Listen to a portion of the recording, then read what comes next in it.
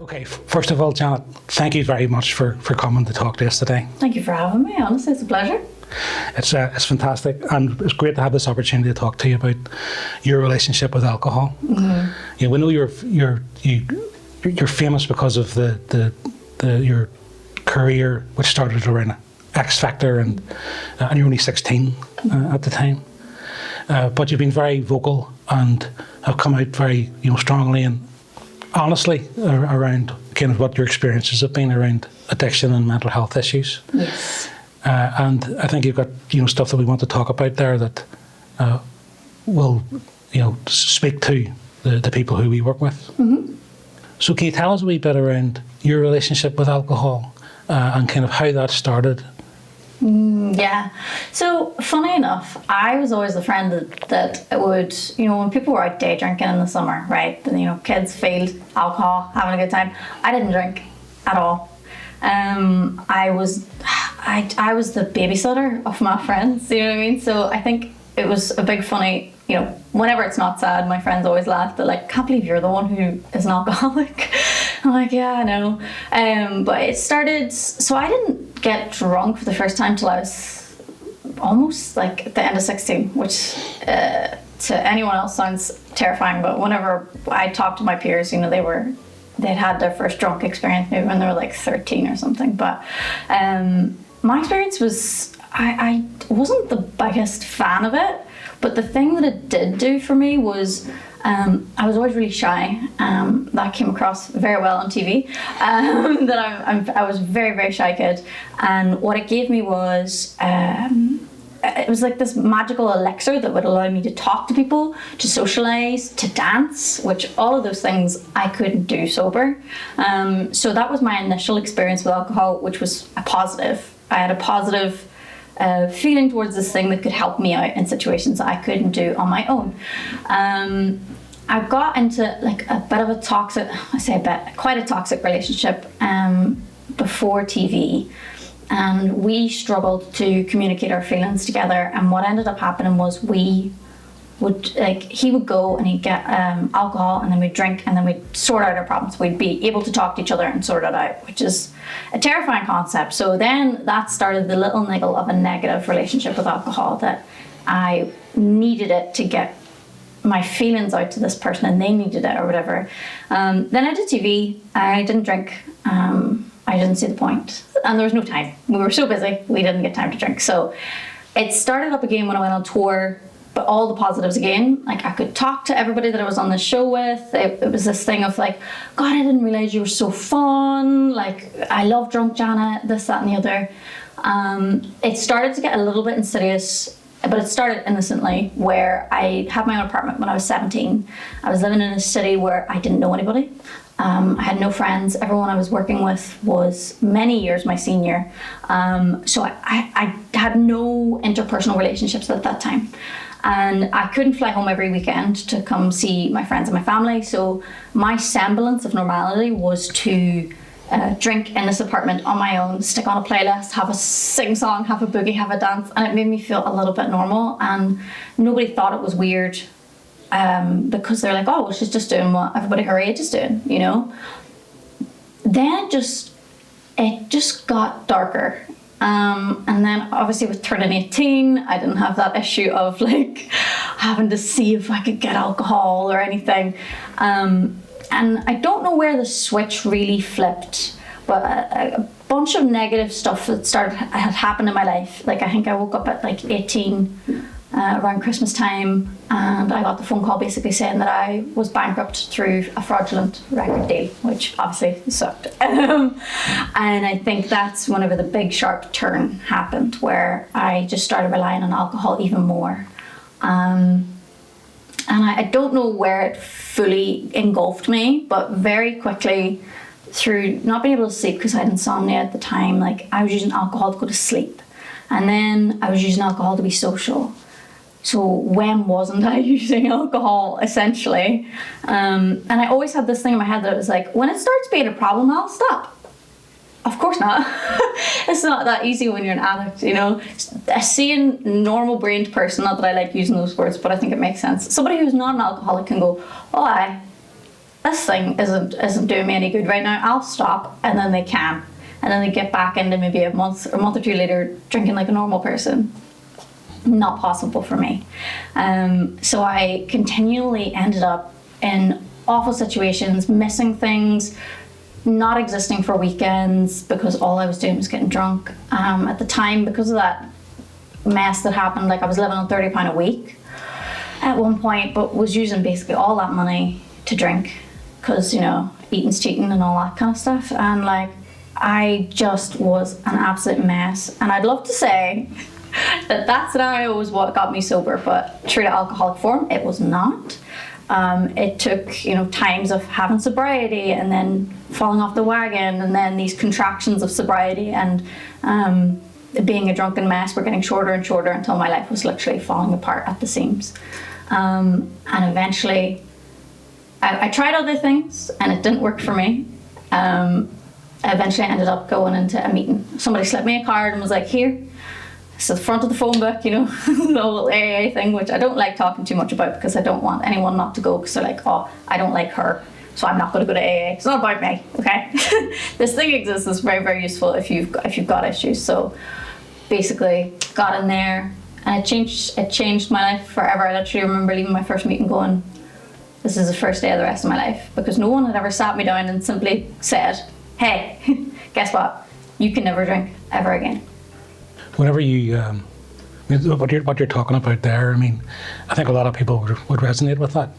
You know, that it's not a problem until it is a problem. Mm-hmm. You know, that's a continuous kind of, it's you know, a fine thing. line, and it gets crossed pretty quickly. and I mean, you say there, well, do I have a problem? Well, I'm going to do something whenever I do, but when is that? Mm-hmm. And I think that's, you know, a challenge for a lot of people, because it's only maybe whenever it gets really, really, really bad that, you know, that something triggers you to seek help. I mean, what was it that got you to the point where you said, you know, I need to do something about this? So I wish it was a clear cut, this thing happened, I saw the consequences, and I got sober. I was on that thing with my team, who I love to pieces, and they really, really helped me get sober, but they were like, you know, first strike, second strike, third strike, Jesus, it just kept going. And like, there's a distinct memory I have of going to a red carpet. I'd been drinking in the morning. I got, you know, sent home, obviously, because you can't sing vocal. I sound like a bad X Factor audition when I drink, I swear to God. So I never did karaoke. But I ended up going to this red carpet, drinking a whole bottle of gin on the way there, because it wasn't kicking in quick enough. I can't explain it better than that. I get in, and then obviously when I get in and get off the train, it hits me all at once like a ton of bricks. I was waiting on one of my team members at King's Cross, and in my drunken stupor, I was like, oh, I have to go to the bathroom. Oh, I'll just take a wee lie down in the bathroom. Anyway, police got called. I, you know, get escorted outside to the platform of King's Cross, and they're asking me a bunch of questions. God only knows how I was answering them. I seen my team member coming into the station. I was like, that's him, that's my friend, whatever. And they let me go.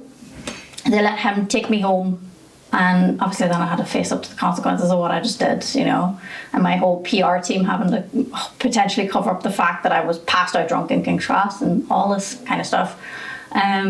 Did that make me get sober? No, I kept going.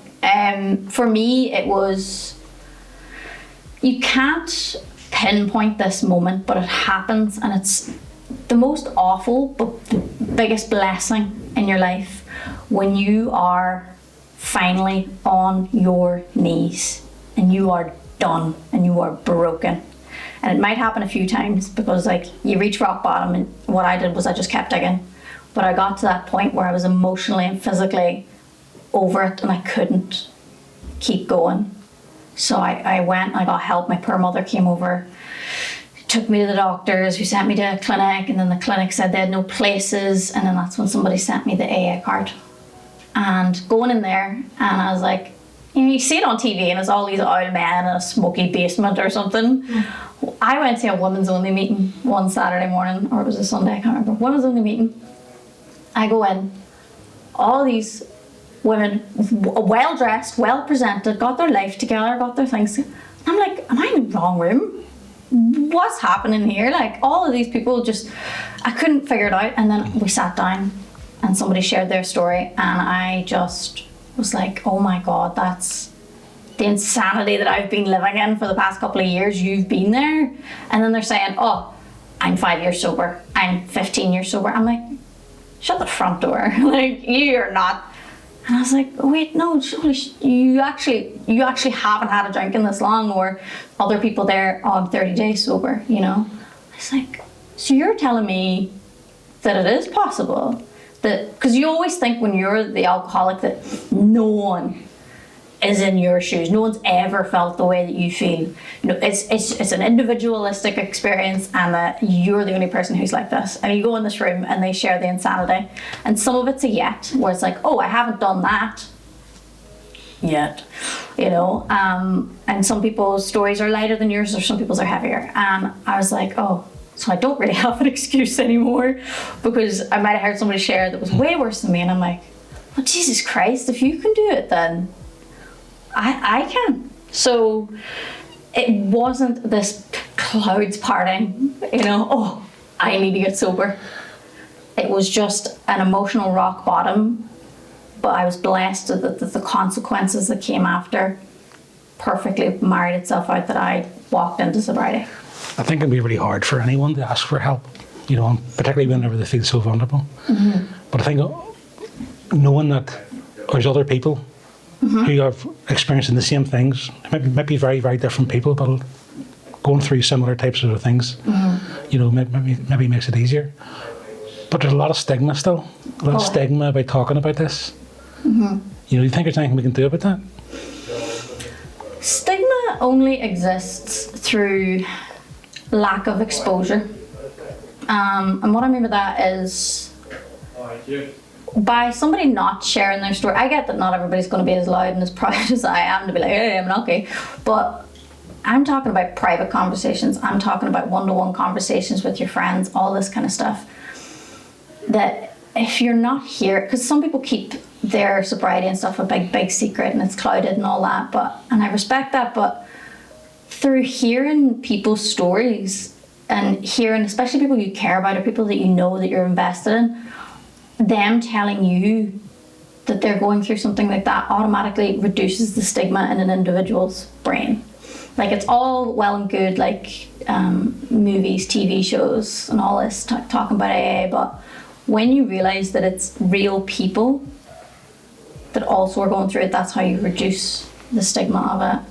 It's a different thing with men, apparently, according to psychology. Men need big, strong, like these alpha type guys to say, hey, I have alcoholism, for them to go, oh, maybe I might, you know. But I think it's literally just more people talking about it. And I'm not saying on my level of, like, you know, making documentaries and videos about it. I'm talking about just private conversations, you know. You said there about the difference between men and women, and you made a documentary Yes. About being young, female and addicted. Do you think there is a difference in terms of what the experience is for females, or the ability to get help?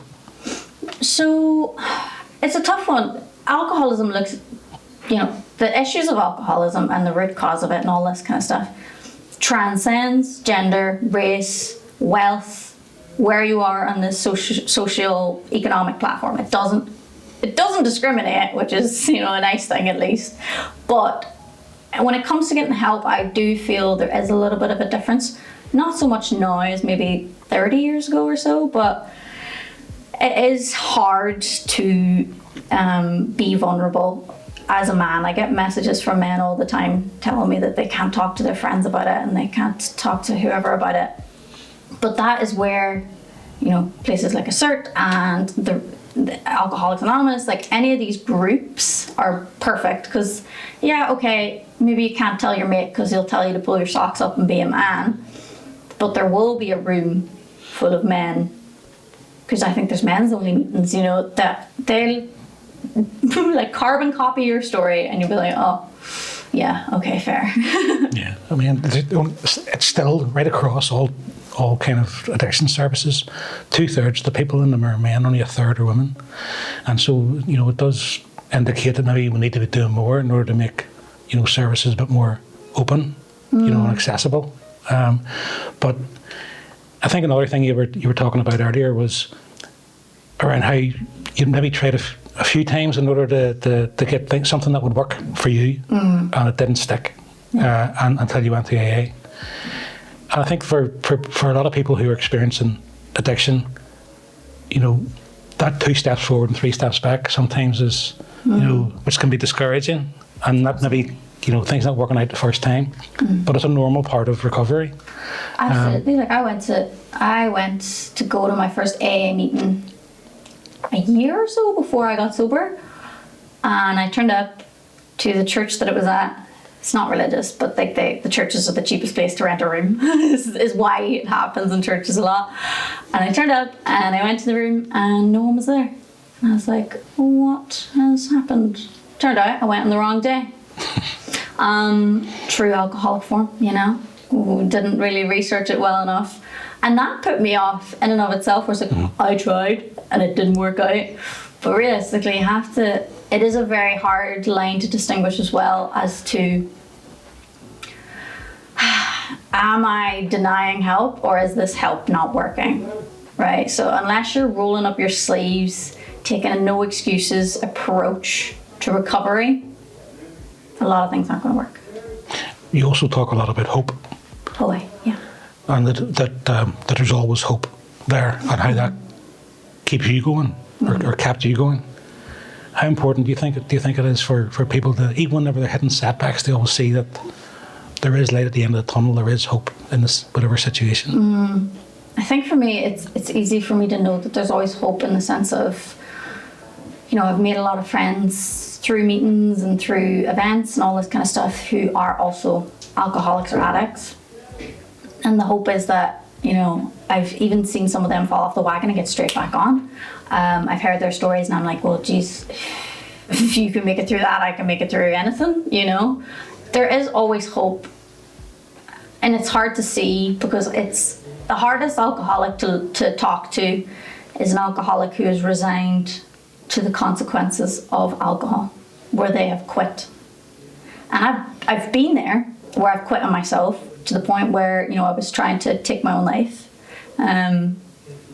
with, you know, under the influence of alcohol. So I know what it's like to have no hope. I've been there, and you've fully just committed to this is how I'm going to go.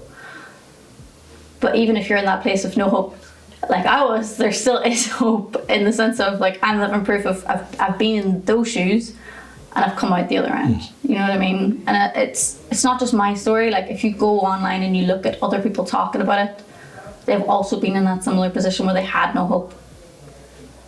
But it's there. It's just, you know, you have to find what it is and what that looks like for you. Like. So, Janet, whenever things were getting tough for you, you know, along this journey, and everybody's journey's an individual journey, you know, what were the things that kept you going? The things that helped you keep along that journey and that? So for me, I was lucky in the sense of I had music, you know, and I had my team that are still my team to this day, where we kind of had this thing for a while where it was like, if I was busy, I wasn't drinking. So like alcohol, obviously that didn't work all of the time, right? But having a thing that you love is an absolute blessing. That can look so different for everybody. And I understand I was privileged in the sense of when I was a kid, like I got to try every bloody hobby there was under the sun, even if it lasted a week, you know. So I was allowed to find out what my thing was. And I know a lot of people are like, well, I don't have a thing, I don't have a hobby, I don't have this, that, and the other. It's like, yeah, but are you trying to find the thing? Have you wrote a list on your phone of all the hobbies out there, and have you tried them?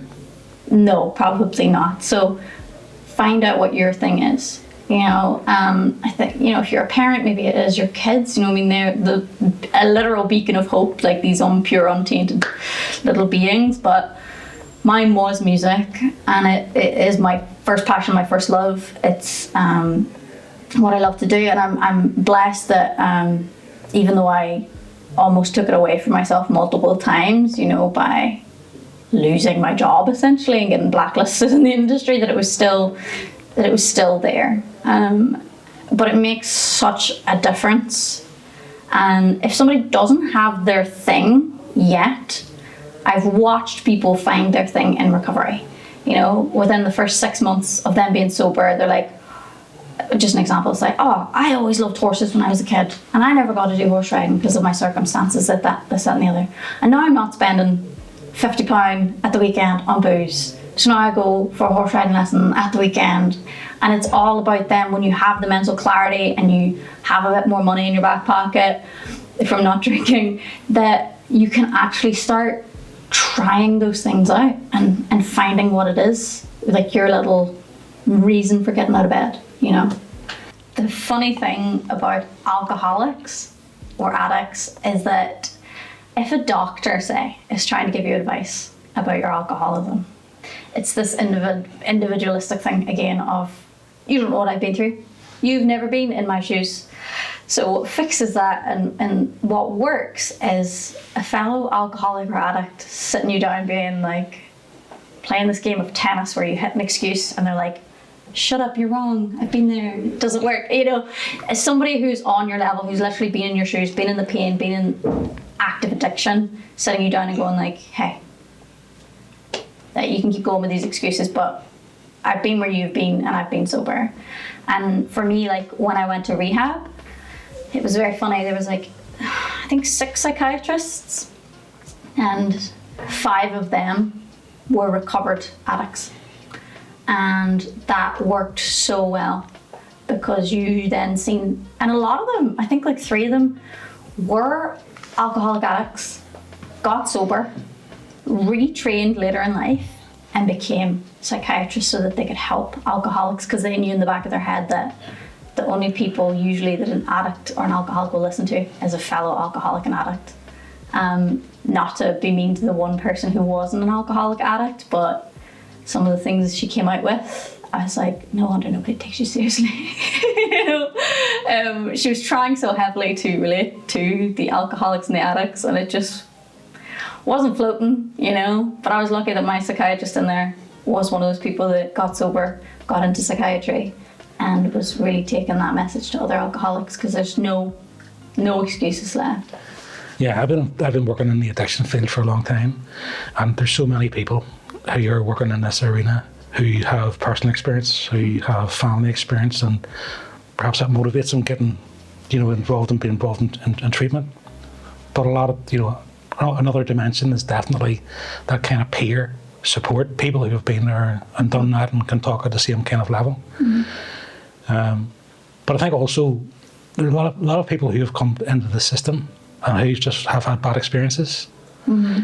and, you know, maybe don't think that, you know, that they can't trust or have confidence that, you know, they're going to get help.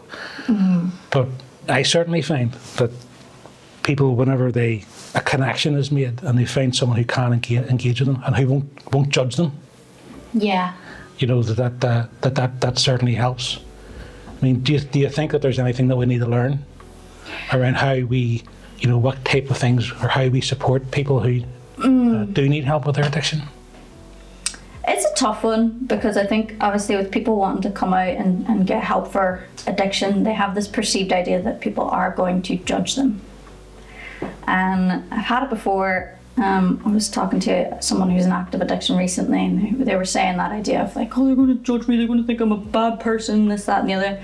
And I was like, if I came to you and I said to you heart to heart, I have a problem, I'm living through this problem, I want to get help, do you think I'm going to walk away and go, oh, that person, they've got an addiction issue, oh, that's so, absolutely. In what world is that a reality, that somebody is going to leave a conversation like that and be judging you?